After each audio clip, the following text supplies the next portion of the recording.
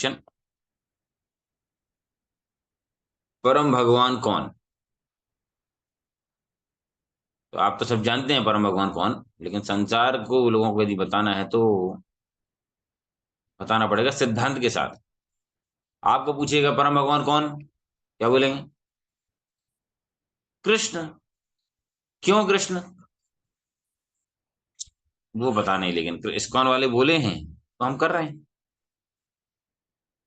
तो ऐसा नहीं होना चाहिए, है ना। मंदिर क्यों जाते हो? तो पता नहीं, दादाजी जाते थे, घंटे बजाते थे, हम भी जाते हैं, घंटे बजाते हैं। ऐसा नहीं होना चाहिए। हर चीज का शास्त्रिक प्रमाण है। नहीं जानते हम तो ये हमारी गलती। जानना चाहिए नियम, है ना। तो अभी तक हमने जो चर्चाएं की इसको थोड़ा रिवाइज कर देते फास्ट में, आपको याद आ जाएगा। फ्लैशबैक में चलते हैं हम। अभी तक क्या पढ़ा, क्योंकि बीच में कुछ दिन का गैप हो गया। तो पहले हमने देखा परम सत्य जो है वो क्या है, वेदों में क्या वर्णित है। परम सत्य के तीन प्रकार जो बताए हैं, वदंती तत्व तत्व तत्व ज्ञानमव्ययम ब्रह्मेति परमात्मेति भगवान की शब्द थे। ब्रह्म, परमात्मा और भगवान तीनों के बारे में हमने देखा। ब्रह्म का एस्पेक्ट, परमात्मा का और भगवान का, तीनों का। फिर देखा कि वेदों की शिक्षाएं क्या क्या हैं, इनके बारे में डिटेल में वेद क्या बोल रहे हैं। फिर पूर्ण पुरुषोत्तम भगवान के बारे में हम आते हैं, वहां से फिर जानते हैं कि भगवान जो है परम भोक्ता है, परम नियामक है और परम सृष्टा है। परम शब्द महत्वपूर्ण है, क्योंकि सारे जीवात्मा जो है, इंक्लूडिंग ब्रह्मा जी और इंक्लूडिंग छोटा एंट, छोटा कीट मकोड़ा, कीड़ा मकोड़ा, सब के अंदर ये प्रवृत्ति होती है सृष्टि करने की, नियामक करने की, कंट्रोल करने की और भोग करने की। लेकिन भगवान परम भोक्ता है। हाँ। मत्ता परतरम नान्यत्, या अशम ऊर्ध्वा, no one is equal to lord. भगवान के समकक्ष कोई नहीं है। हम भोग भी एक लिमिट से ज्यादा नहीं कर सकते, नियंत्रण भी एक लिमिट से ज्यादा नहीं कर सकते, और सृष्टि भी एक नियंत्रण कर सकते। तो क्योंकि लेकिन भगवान परम भोक्ता है, जिनकी इच्छा मात्र से सृष्टि हो रही है, इच्छा मात्र से नियंत्रण हो रहा है और इच्छा मात्र से संहार हो रहा है। फिर हमने देखा भगवान की विभूतियां। भगवान समझ गए तो भगवान क्यों है, भगवान शब्द का अर्थ क्या है, हमने देखा।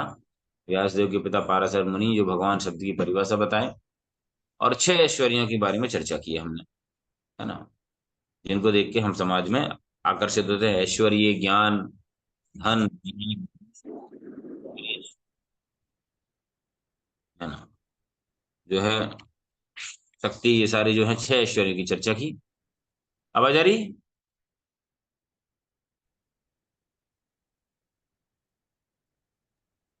यस प्रभु आ रही है।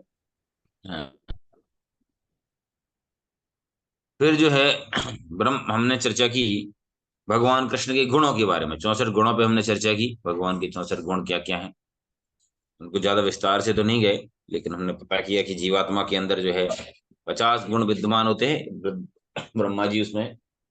और जो है शिव जी के अंदर कितने हैं?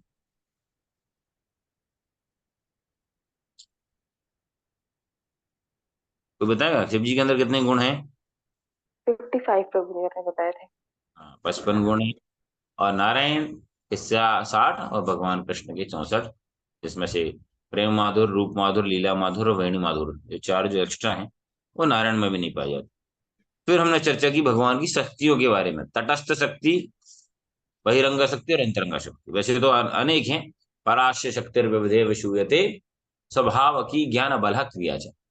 बहुत सारी भगवान की शक्तियां होती हैं। जब हम दामोदर लीला पढ़ते हैं तो उसमें वर्णन आता है भागवत में भगवान की ऐश्वर्य शक्ति, विभूति शक्ति, कृपा शक्ति, ये सब लेकिन इनकी मेन जो कैटेगरी है वो तीन है, अंतरंगा, बहिरंगा और तटस्थ।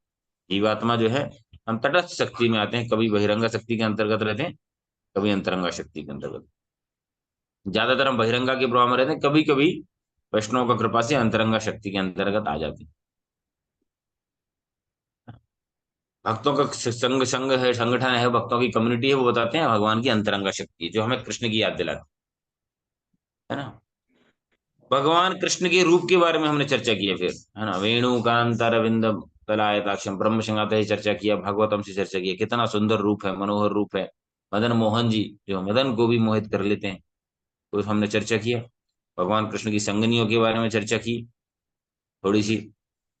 भगवान कृष्ण के धाम के बारे में चर्चा की, जो ब्रह्म संहिता में बहुत अच्छे से वर्णन है। चिंतामण कल्प कल्पवृक्षा लक्षावृतेषु सुरभि अभिपालयन्तम लक्ष्मी सहस्त्र शत सेव्यमानम गोविंदम आदि पुरुषम मम भजामि। धाम की वर्णन किया। फिर भगवान से फिर हमने भौतिक जगत और आध्यात्मिक जगत में चर्चा की। भौतिक जगत क्या होता है, एक चौथाई है आध्यात्मिक जगत का। अनेक ब्रह्मांड निकल रहे हैं, और जो ये जेल की तरह है भगवान बनाते हैं। क्यों बनाते हैं? सरकार जेल क्यों बनाती है? सुधार करने के लिए। कुछ कुछ जीवात्मा ऐसी होती हैं जो नियमों का पालन नहीं करें, सरकार चाहती है कि जेल में डालें सबको, नहीं चाहती, फिर भी बना। क्यों? क्योंकि कुछ लोग नहीं पालन करते। क्योंकि भगवान ने संसार में हमको इसीलिए भेजा है। जब पूछते हैं लोग, दुनिया बनाने वाले क्या तेरे मन में समाई, काहे को दुनिया बनाई? तो ये उसका उत्तर है, काहे को दुनिया बनाई। हम बोले हाँ, हमको भी नहीं पता काहे को बनाई। तो बोले काहे को इस कौन आई, है ना, कौन काहे आए। जब क्योंकि हम जान ही नहीं रहे, तो हमें सब जानना है, आध्यात्मिक सिद्धांत जानना है। लीलाएं तो भारत में सब जानते हैं। कौन आदमी है जो राम की लीला के बारे में नहीं जानता? कौन है जो कृष्ण लीला के बारे में, उसके बाद भी कृष्ण को बस चोर समझ रखा है, ग्वाल वाल समझ रखा है, और बस ये समझ रखा है कि वो घूमता रहता है, लड़कियों को घुमाता रहता है, गोपियों के साथ राज करता रहता है। इतना ही बस। तत्व को जानना बहुत जरूरी है। हमारे आचार्य ने उस पर ज्यादा, लीला पे जिससे ज्यादा। तो बहुत सारे आपको वृंदावन और दूसरी धामों में मिलेंगे, वो लीलाओं पे बहुत चर्चा करते हैं, रो रो के भी दिखाते हैं। कभी पता नहीं कितना सत्य है, ना सो हो भी सकता है, भगवान जाने कितना उनका अनुभव। हमारे आचार्यों ने सिद्धांत पे ज्यादा फोकस किया है। सिद्धांत जानियो न करे आलस, जहाँ हुई सर्वसिद्धि सुदृढ़ मानस। दृढ़ता के साथ यदि भक्ति करनी है, भक्तिर भवति नष्ट की, सिद्धांत जानना पड़ेगा। बहुत सारे लीला कथा करने वाले जीवन में गलतियां होती हैं, भगवान को ब्लेम करते हैं। ठीक है, तो ये समझना पड़ेगा। सिद्धांत जब हम समझ जाएंगे, जीवन में कुछ भी हो जाए, will not leave the shelter lotus feet of Krishna. मारो भी राखो भी जो इच्छा तुहार, है ना।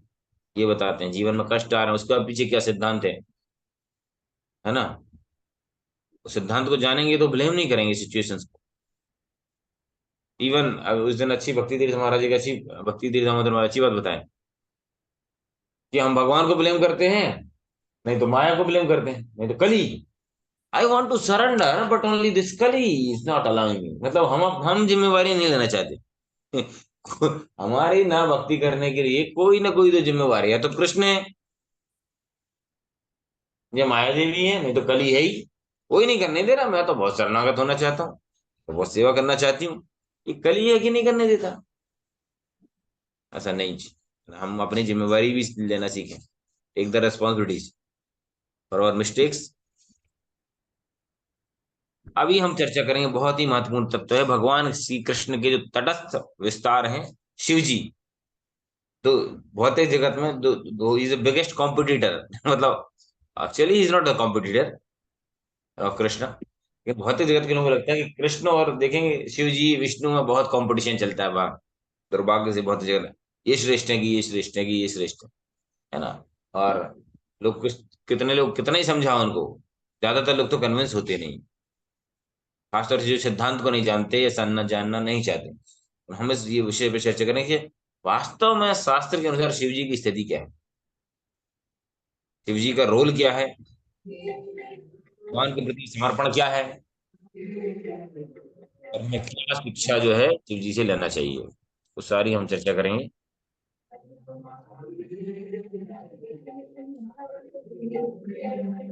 एक जगह की क्या आवाज आ रही है?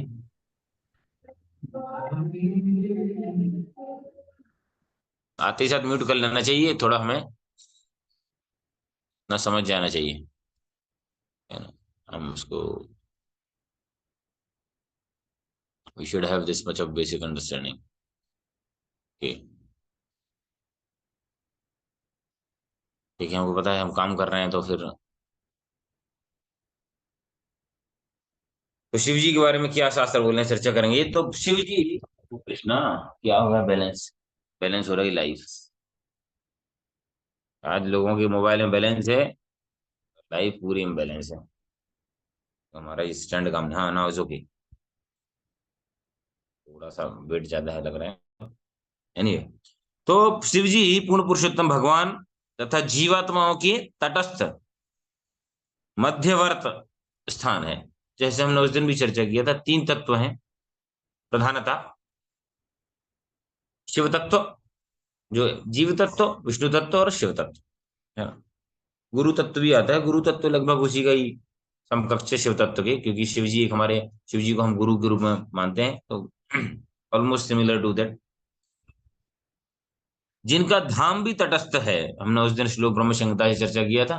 देवी महेश हरिधाम सु तेषु तेषु, ये देवी धाम भौतिक जगत, फिर हरिधाम ऊपर, उसके बीच में महेश, देवी महेश हरिधाम, उसके ऊपर बैकुंठ है, और उसके ऊपर गोलोक धाम, गोलोक धाम ने तलेषु तस्य, ठीक है।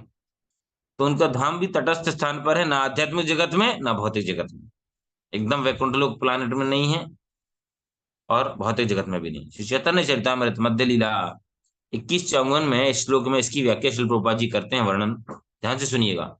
जब एक जीवात्मा देवी धाम भौतिक जगत से मुक्त होता है, किंतु हरि धाम आध्यात्मिक जगत के ऐश्वर्य को नहीं जानता, तो उसे महेश धाम में रखा जाता है कि नहीं, उस लायक नहीं है, तो जो दोनों धामों के बीच में स्थित है, क्योंकि वो उधर जाने के लिए क्वालिफाइड नहीं है, यहाँ भी रहने के लिए, तो बीच में कुछ स्थान तो चाहिए, है कि नहीं।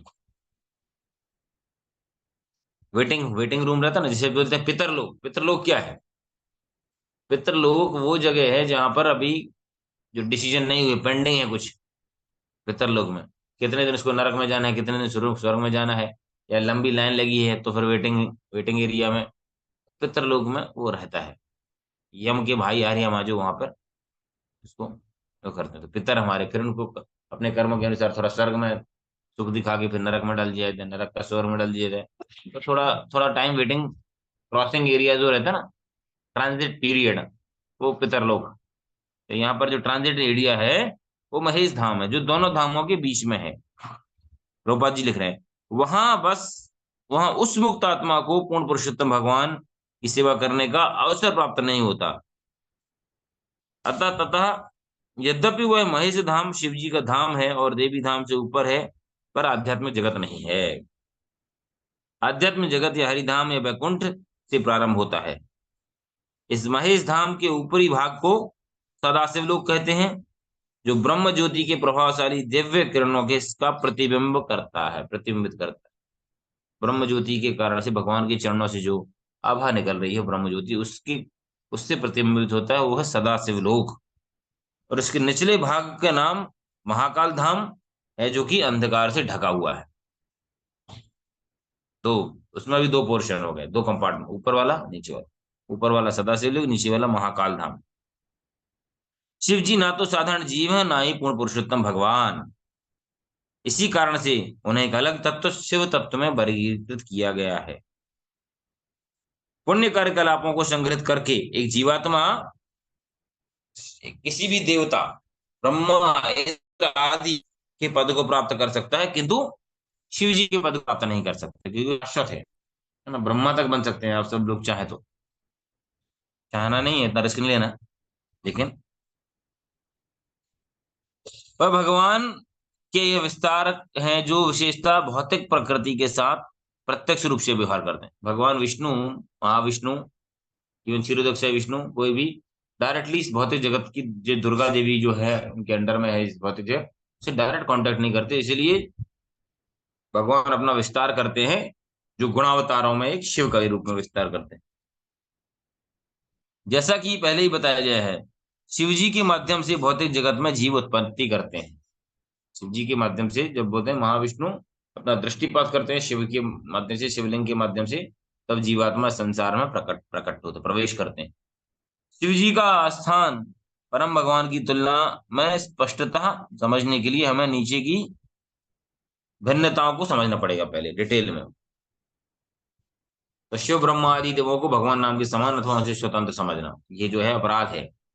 भगवान के बराबर भी नहीं है, भगवान से स्वतंत्र भी नहीं है, क्योंकि भगवान के अधीनस्थ ही है, भगवान से अलग नहीं। अभी हम चर्चा करेंगे, शिव भगवान विष्णु द्वारा उत्पन्न किए गए हैं, जबकि कृष्ण भगवान अजन्मे हैं। कहाँ बताया भगवत गीता में? प्रकृतिं सोमधिष्ठाय विसृजामि पुनः पुनः भूतग्रामाविदं कृष्टम् भूतग्रामाविदं कृष्टम् एकांशं प्रकृतिर्वशात्।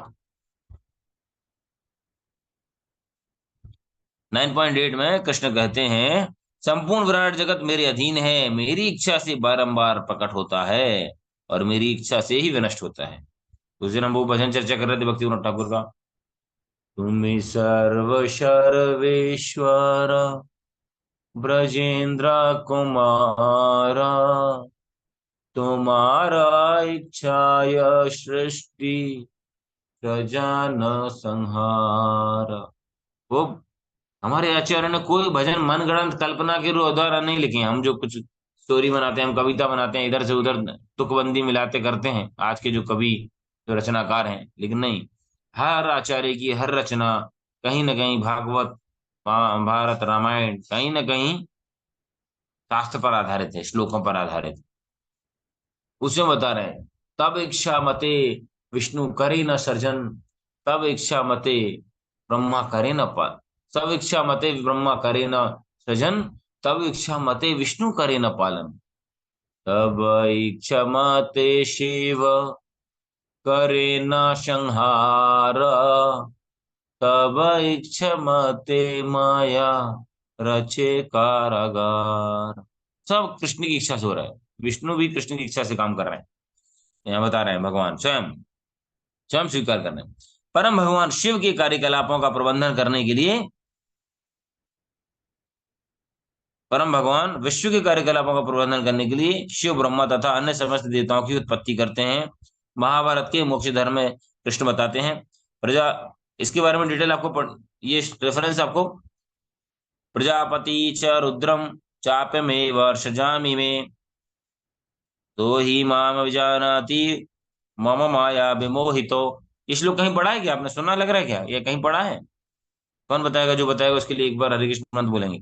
दोबारा श्लोक बोल रहा हूँ, प्रजापति चारुद्रम चाप्यमेव सजामि वे, तो ही मामे विजानीतो मम माया विमोहितो। अनुवाद पढ़े तो हो सकता बता सकते हैं। आपने कभी सुना है क्या श्लोक को, कि पहली बार सुन रहे हैं? हो सकता है पहली बार सुन रहे हो। मूल जनक ब्रह्मा जी और शिव जी मेरे से सजत हैं, मेरी माया शक्ति से विमोहित होने के कारण वे यह नहीं जानते कि मैं उनका मूल स्रोत हूँ। कौन बताएगा ये श्लोक? कभी सुना पढ़ा है कहीं?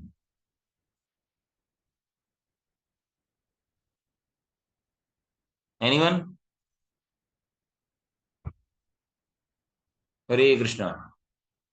किस किसने आप लोगों ने भगवत गीता पढ़ी है?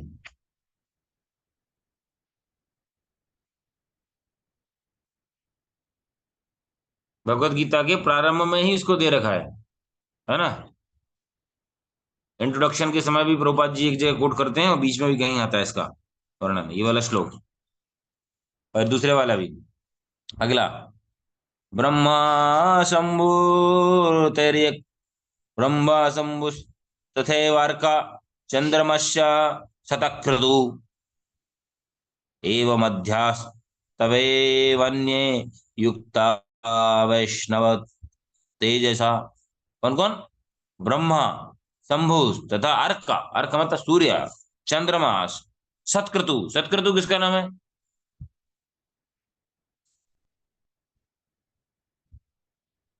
किसका नाम है सतक्रतु? पता है किसी को? हमें बस अपना नाम पता है, अपने परिवार का नाम पता है, बस हो गया। सतक्रतु नाम है इंद्र का। सतक्रतु 100 यज्ञ किए जिन्होंने, हंड्रेड्स, है ना? तो बता रहा, ब्रह्मा, शिव, सूर्य, चंद्र, इंद्र, समस्त अन्य देवता भगवान विष्णु द्वारा उनके पद पर नियुक्त किए गए हैं और भगवान विष्णु द्वारा ही उन्हें असाधारण शक्तियां प्रदान की गई हैं और वे सब भगवान विष्णु के सेवक हैं। विष्णु धर्म पुराण में वर्णन है इसका। हालांकि जीव 11 रुद्रों, शिव के विस्तार जो हैं 11 रुद्रों में से एक बन सकता है, क्योंकि रुद्र शिव जी के साक्षात विस्तार हो सकते हैं, पर कोई सशक्त जीव जो प्रलय के समय तक उनकी सहायता करे। जो रुद्र के जो 11 विस्तार रहते हैं अलग अलग हैं, कहते ना 11, भगवान हनुमान जी उसमें से एक हैं रुद्र के विस्तार में। तो बता भगवान के विस्तारों में शिव जी के, तो उसमें से 11 रुद्रों में से जीव शिव तक शिव नहीं बन सकता, लेकिन 11 रुद्रों में से उसकी एक पोजीशन आ सकती है। विष्णुत्तर पुराण में ये बताया गया है। आगे ध्यान सुनिए, बहुत महत्वपूर्ण टॉपिक है, समय लगेगा इसको। सृष्टि में कोई सृष्टि में पूर्व में कोई ब्रह्मा या शिव ना थे। अपने वैकुंठ में नित्य विराजमान केवल भगवान कृष्ण वासुदेव ही थे। विष्णु धर्म, इसकी पुष्टि महानारायण उपनिषद में की गई है। वासुदेवाय इदमग्रम आशीना ब्रह्म न च शंकरा। और प्रलय के पश्चात एकमात्र भगवान कृष्ण और इनका नित्य धाम शेष रहता है। भगवान के भक्तों को छोड़कर सब कुछ पूर्णतया विनष्ट हो जाता है। भगवान के भक्त जो अध्यात्मिक जगत में, उनको छोड़ के बाकी सब, महाप्रलय जब होता है सारी सृष्टि चली जाती है। उस दिन हमने चर्चा की थी। आंशिक प्रलय होता है तो भू भुवर स्वर्ग, है ना, जनलोक तक ये सब नष्ट हो जाते हैं। महाप्रलय होता है जब सारी भौतिक संसार सब नष्ट हो जाता है। ब्रह्मा जी भी सारे सब चले जाते हैं महाविष्णु के अंदर। नेक्स्ट टाइम जब निष्कृतम स्व आथावलंबम जीवंति विलजम जगदंडनाथा। प्रश्वास में भगवान की एक सांस प्रश्वास में से ब्रह्मांड चले जाते हैं अंदर, उसके साथ ब्रह्मा जी और सारे जीव चले जाते हैं। भगवान विष्णु अनंत भौतिक जगतों का निर्माण और विनाश से सदैव परे हैं, डिटैच्ड है। कोई भी वस्तु उन्हें प्रभावित या नष्ट नहीं कर सकती, क्योंकि वे अज तथा अविनाशी हैं। भगवत गीता 4:6 में कहते हैं, अजो अपि सन्नव्यात्मा भूतानामीश्वरोऽपि सन् प्रकृति स्वमधिष्ठाय संभवामि आत्म मायया। संसार में जो भगवान अपनी इच्छा से कर रहे हैं, फोर्सफुली नहीं कर रहे हैं। सृजामी हम जहां बता रहे हैं भगवान, Prabhupada mention very important word, Krishna comes और lord comes with his sweet will. हम फोर्सफुली संसार जगत में आते हैं, माँ के गर्भ में बाई फोर्स एक डाले जाते हैं, ना चाहते भी। भगवान अपनी इच्छा से आत्म माया सृजामी हम बाय ओन स्वीट विल, ये भगवान आते हैं। यद्यपि मैं अजन्मा तथा विनाशी हूं, यद्यपि मैं समस्त जीवों का स्वामी हूं, फिर भी प्रत्येक युग में अपनी दिव्य रूप में प्रकट होता हूं अपनी इच्छा से। तो ये हो गया कि भैया विष्णु से शिव उत्पन्न हुए, शिव से विष्णु उत्पन्न नहीं हुए, जो कि लोग बताते हैं। शिव जी माया का संग करते हैं, किंतु कृष्ण या विष्णु माया का संग शक्ति से सदैव परे रहते हैं। इसका भी प्रमाण है, ऐसे नहीं कि मनगढ़ंत बता रहे हैं। क्या बता रहे हैं भागवतम में 10:8-3 में बता रहे हैं, शिव शक्ति युता शाश्वत त्रिलिंगो गुण संवृता वैकारिकस्तेव संजस्य तामश्चेत्यहम विधा। शिव जी सदैव अपनी निज शक्ति प्रकृति के साथ संयुक्त रखते हैं। प्रकृति के 3 गुणों के अनुरोध पर अपने को 3 रूप में प्रकट करते हैं, सत्वगुण रजोगुण और तमोगुण। अहंकार की त्रितत्व को धारण करने वाले हैं। श्रीमद् भागवतम 10:88-3। किंतु भगवान विष्णु कदापि माया का संग नहीं करते। बलदेव विद्याभूषण ने वेदांत सूत्र में बताया है, ब्राह्मण सहते सर्वे संप्राप्ते प्रति संवत्सरे संचरे परस्यांते कृतत्मानं प्रवशन्ति परम पदम। जब भौतिक ब्रह्मांड का विनाश होता है या उनके हृदय भगवान के प्रति, तब उनके हृदय भगवान के प्रति समर्पित होते हैं, वे ब्रह्मा जी के साथ परम धाम में प्रवेश करते हैं। भौतिक ब्रह्मांड का विनाश होता है, जिनके हृदय जो है भगवान को समर्पित होते हैं, वो सीधे भगवान के धाम में भी प्रवेश कर जाते हैं। आगे बता रहे हैं गीता भागवतम में अगला श्लोक। और देखो ये सिद्धांत समझे कि नहीं समझे, याद रहे कि नहीं रहे, इतना पता होना चाहिए कि कितना महत्व। जैसे किसी किसी के पिता के पास बहुत संपत्ति है, बच्चे को पता ही नहीं इतनी एकड़ जमीन है, इतना खजाना है, इतना बैंक बैलेंस है, इतना गाड़ियां, इतना कारोबार, उसको याद नहीं रहता। एटलीस्ट इसको इतना पता है कि मेरे पिताजी बहुत बड़े आदमी हैं, एटलीस्ट समझ में आ रहा ना। हो सकता है हमें इतना श्लोक याद ना रह पाए, हमें इतने रेफरेंस याद ना पाए, बट इतना तो कंफर्म हो जाना चाहिए सुन सुन के कि no one is superior to Krishna, मत्ता परतरम नन्यत किंचित अस्ति Dhananjaya. You should use this much of conviction, इतना चाहिए, बाकी याद रहे अच्छी बात। बता रहे हैं आगे। हरि हरि निर्गुणा साक्षात पुरुषा प्रकृति परा सा सर्व द्रुप द्रष्टाम तम भजंती गुणोर्भवेत। किंतु हरि, भगवान हरि, हरि नाम क्यों दिया है, भगवान का नाम हरि क्यों है? कल कल मैं प्रभुपाद जी के लेक्चर में सुन रहा था सुबह सुबह। बताइए भगवान का नाम हरि क्यों है? बताइए जल्दी, कौन बताएगा? बोल दे तो हरि हरि बोल, हरि हरि बोल। हरि हरि करते रहते हैं, हरि बोल क्यों करते हैं? हरि बोल प्रभु, हरि बोल, प्रसाद सर्विस करो प्रभु, हरि बोल, हरे कृष्णा। हरि बोल प्रभु, सेवा करो। हरे हाँ सर, कृष्णा।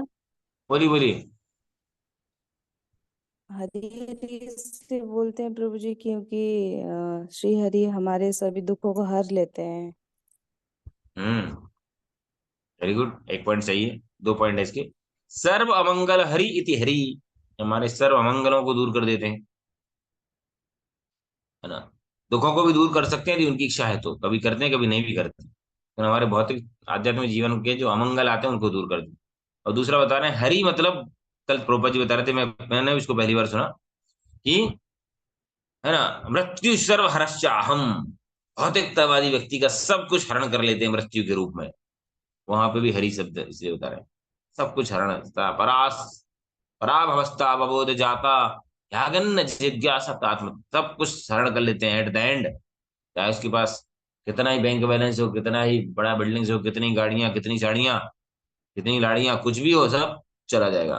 हरि हरण कर लेते हैं भौतिकतावादी व्यक्ति का, आध्यात्मिक व्यक्ति का कष्टों को, या जो चीजें भक्ति में बाधक हैं उन सबको हरण कर लेते हैं, इसलिए उनका नाम है Hari. Very good, thank you. Shiva ji तथा भगवान विष्णु के मध्य में भिन्नता दूध और दही के समान है। किसको ये श्लोक याद है? जो बता देगा एक बार हरे कृष्ण मंत्र बोलेंगे, चलो। दूध और दही वाला उदाहरण कहाँ पर बताया गया है और कौन सा उदाहरण है? प्रभु जी बताइए। ब्रह्म संहिता का श्लोक है, क्षीरम दधि विकार। तो सुना था मैं हम्म, सुन भी। नहीं, क्षीरम यथा दधि विकार विशेष योगा संजायते नाहि तथा प्रतिदस्ति हेतु यह शंभुतामापि तथा समुपेत कार्या गोविंदमादि पुरुषम तमाम भजन। हरि बोल, वेरी गुड, हरे कृष्ण कृष्ण कृष्ण हरे हरे, हरे राम राम। बहुत अच्छा। तो ये 5:45, है ना। ब्रह्मा जी, मतलब शिव जी को यहाँ पे बताया गया दधी, दही, और भगवान की तुलना की गई, मतलब दूध के, दूध से दही बन सकता है, दूध से कभी भी दही बन सकता है, दही दूध से अलग भी नहीं है।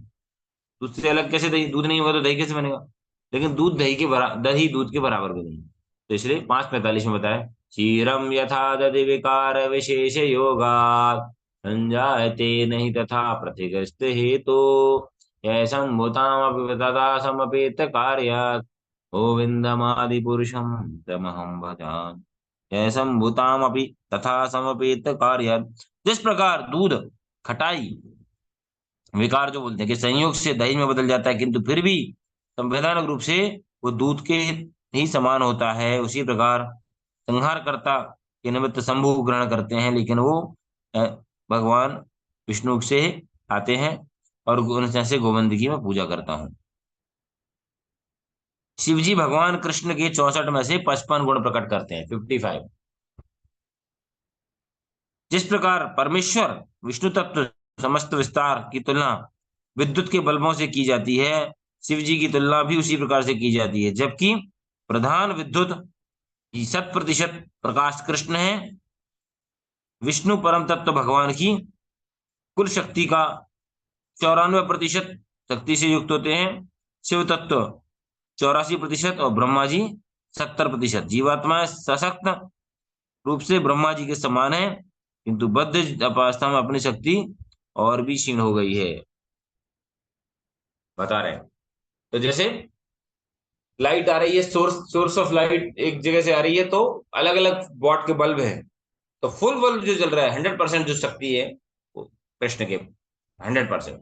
विष्णु तत्व में 94, थोड़ा कम। शिव तत्व 84%, और ब्रह्मा जी 77, 77%। ठीक है। बाकी हम जीवात्माओं के अंदर भी 77% नहीं रहते, क्योंकि हम बद्ध जीवित हैं, इस भौतिक जगत में फंस गए हैं। शिव जी भगवान कृष्ण की माया से भ्रमित हो सकते हैं, है ना। और माया से हमने देखा भी है, मोहिनी अवतार वाला जो केस है, में चर्चा करेंगे। अभी समय हो गया है, 7:09 हो गए हैं। किसी का कोई क्वेश्चन कमेंट पॉइंट है, इसमें बहुत सारे पॉइंट हैं, आगे हम चर्चा करेंगे। शिव जी कैसे भगवान की माया से मोहित हो जाते हैं, शिव जी कैसे स्वीकार करते हैं कि मोक्ष प्रदान करने के लिए भगवान का नाम या भगवान की कृपा चाहिए शिव जी के माध्यम से, शिव जी अपने पूजनीय भगवान की भक्ति कैसे करते हैं, शास्त्र में कहाँ कहाँ भक्ति की है, कहाँ कहाँ उसके उदाहरण है, और फिर कुछ प्रश्न उत्तर रहेंगे। तो ये 2-3 उसमें चलेगा। तो देखते हैं अभी कैसे। कल तो मैं ट्रेन में रहूंगा, ट्रेवलिंग में रहूंगा, और उसके बाद परसों से हमारी मीटिंग्स हैं, तो देखिए।